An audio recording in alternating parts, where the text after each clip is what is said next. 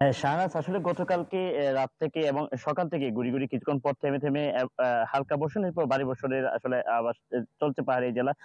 বিশেষ করে বান্দরবানের রুমা এবং তানসির যে দুর্গম উচ্চ পাহাড় রয়েছে সেখানেও কিন্তু বেশি বৃষ্টিপাত হচ্ছে বলে আমাদেরকে সেখানকার মানুষ আমাদেরকে জানিয়েছে। আমরা কথা বলেছিলাম জেলা প্রশাসনের সাথে। জেলা প্রশাসন আমাদেরকে যেটি জানিয়েছে এই গুড়ি বৃষ্টি এবং থেমে ভারী বর্ষণ এটির কারণে কিন্তু পাহাড় ধসের যে আশঙ্কার কথা আবহাওয়া অফিস থেকে বলা হচ্ছে, এর কারণেই কিন্তু বান্দরবানে যারা পাহাড়ের পাদদেশে বসবাস করছে, বান্দরবানের ৭ উপজেলার ৩৪ ইউনিয়ন, ২ পৌরসভায় সব জায়গায় জেলা প্রশাসন, তথ্য অফিস এবং উপজেলা প্রশাসন, পৌরসভার পক্ষ থেকে মাইকিং করা হচ্ছে। তাদেরকে নিরাপদে সরিয়ে আসার কথা বলা হচ্ছে।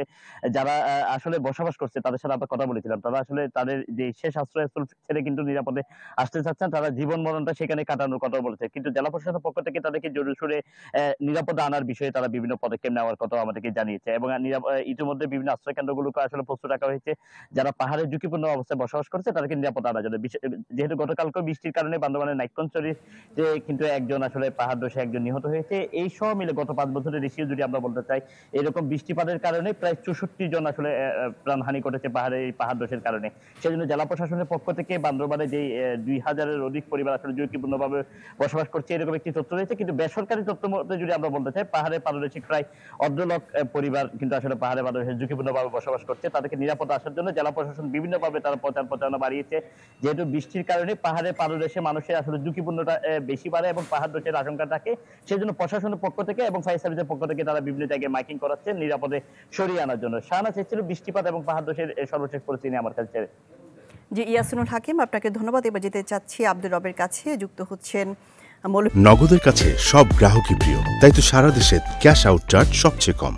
মৌলভীবাজার থেকে মৌলভীবাজারে যেমনটি জানাচ্ছিলাম এবং আমরা জেনেছি যে উজানের ঢল এবং ভারী বৃষ্টিতে মৌলভীবাজারে সৃষ্টি হয়েছে জলাবদ্ধতা এবং আপনার পেছনে দেখা যাচ্ছে যে একটি বাড়ি চারপাশে পানি দিয়ে ঘেরা হয়ে আছে। তো কি অবস্থা সেখানকার জনজীবনে, কি ধরনের প্রভাব পড়েছে ভারী বৃষ্টিপাত এবং জলাবদ্ধতার কারণে? জি শাহনাজ, মৌলভীবাজারে নদ-নদী কেন্দ্রিক যে বন্যা সেই পরিস্থিতিটা উন্নতি হলেও এখন হাওর কেন্দ্রিক যে বন্যা সেই বন্যা পরিস্থিতি অপরিবর্তিত বলা যাচ্ছে। কিছু ক্ষেত্রে আবার কিছু ক্ষেত্রে উন্নতি হচ্ছে। আমি এখন দাঁড়িয়ে আছি মৌলভীবাজারের যে হাকালুকি হাওর কেন্দ্রিক যে উপজেলা, কুলাউড়া উপজেলায়। আমি এখন দাঁড়ানোর সাথে সাথে আসলে বৃষ্টিপাত অলরেডি শুরু হয়ে গেছে। সকালেও আমরা বৃষ্টিপাতের মুখোমুখি হয়েছিলাম। এখনো বৃষ্টি শুরু হচ্ছে এবং বৃষ্টি অলরেডি আসা শুরু হয়েছে। তো এভাবে আসলে উজানের ঢল এবং বৃষ্টিপাতের কারণে এই বিভিন্ন নদ-নদী এবং ছড়া দিয়ে হাকালুকি হাওরে পানি প্রবেশ করে এবং হাকালুকি হাওর এখন টইটুম্বুর অবস্থা।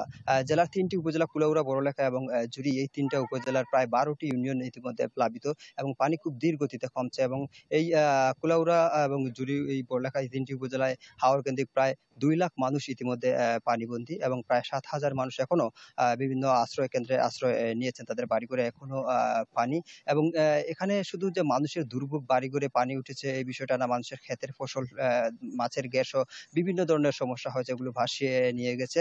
পাশাপাশি আরেকটা তথ্য এখানে যুক্ত করতে চাই যে কুশিয়ারা নদী মৌলভীবাজারের যে শেরপুর পয়েন্ট, সেখানে বিপদসীমার ১২ সেন্টিমিটার নিচ দিয়ে প্রবাহিত হলেও কুশিয়ারা নদী ফেঞ্চুগঞ্জ পয়েন্টে ৮৩ সেন্টিমিটার উপর দিয়ে প্রবাহিত হচ্ছে কুশিয়ারা নদীর পানি। ফলে হাকালুকি হাওরের পানি কমার একমাত্র পথ, কুশিয়ারা নদী যদি পানি না কমে তাহলে হাকালুকি পানি কমবে না এবং এই দুর্ভোগ থেকেই যাবে। শাহনাজ। জি, আব্দুর রব। উজানের ঢল এবং ভারী বৃষ্টিতে মৌলভীবাজারে সৃষ্টি হয়েছে জলাবদ্ধতা, এই নিয়ে জানাচ্ছিলেন আব্দুর রব।